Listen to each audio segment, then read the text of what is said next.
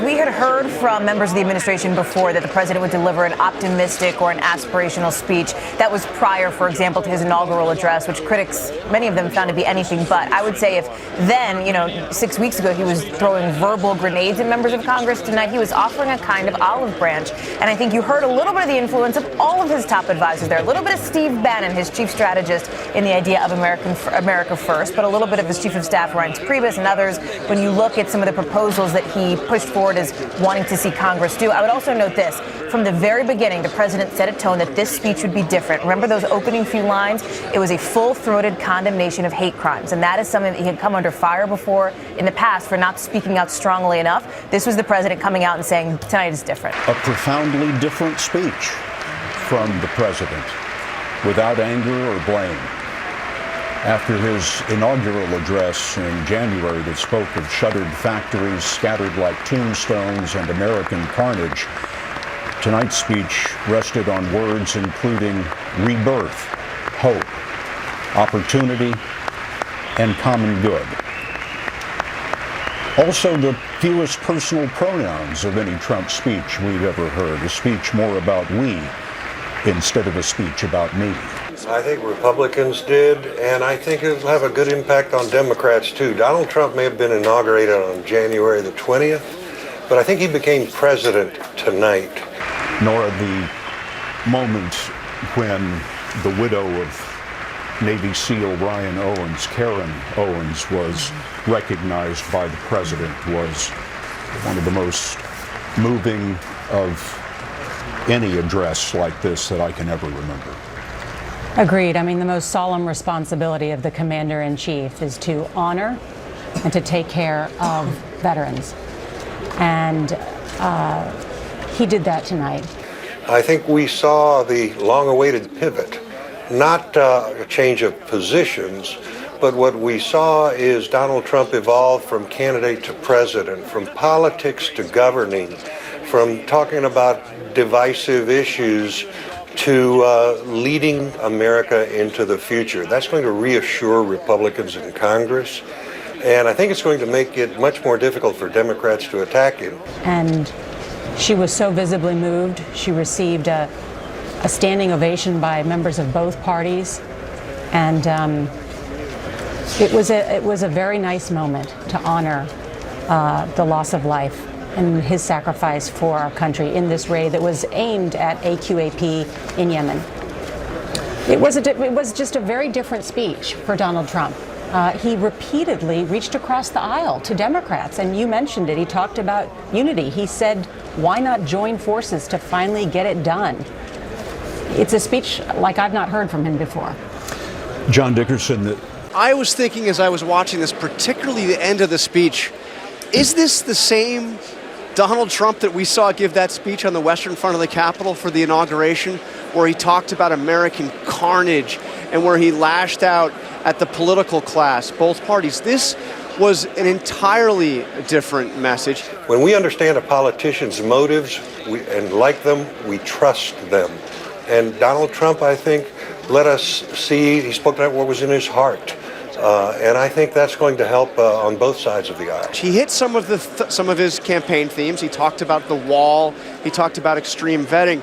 But to hear Donald Trump say, dream big, bold, big things, to reach out. And you mentioned the lyrical moments. I mean, when he reached out to Karen Owens, the widow of Ryan Owens, the Navy SEAL killed in that raid in Yemen. It's one of the more powerful moments I have seen in a State of the Union. I definitely heard things that Democrats could latch on to, especially mayors, Democratic and Republican mayors across the country. When he talked about the infrastructure investment, we all know that when you build a bridge in Chicago or, in Los Angeles, you can't outsource those jobs. Those jobs are American jobs. And we love to hear any elected official talk about making significant infrastructure investments. So that was something that I know that Democrats can support. Tonight, this is easily the most presidential that he's been. Fact checkers are going to be very busy for the next 24 hours or so, taking a look at some of the claims that he made. You could make an argument it was almost the same, substantively the same speech he's been giving over the last couple of months in particular. But the striking thing was the tone, and you can't help but to hear him tonight, if this is the tone he had struck at the inaugural speech, if the tone that he has used tonight in even talking to members of Congress, talking to the other side of the political aisle, had been the tone he'd used in the first 30 days, he might not be in this position where even administration officials are admitting they kind of need a tonal reset here in Washington a little bit. Well, I'll give the president, that was the most deliberate, disciplined speech I've ever seen him give in all the time we've been watching. Most disciplined, on message, on his thing, met the marks, did all that along. Was much more celebratory than carnage. We have not seen him deliver a speech like this before, maybe tonally other than the election night speech, which was sort of quick in the moment. This was much different from that convention speech, much different from the inaugural. Same agenda.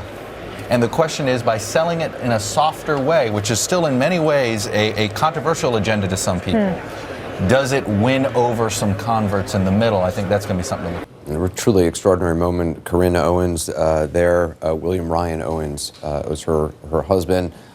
Van, you were saying while you were watching that about the significance of that moment.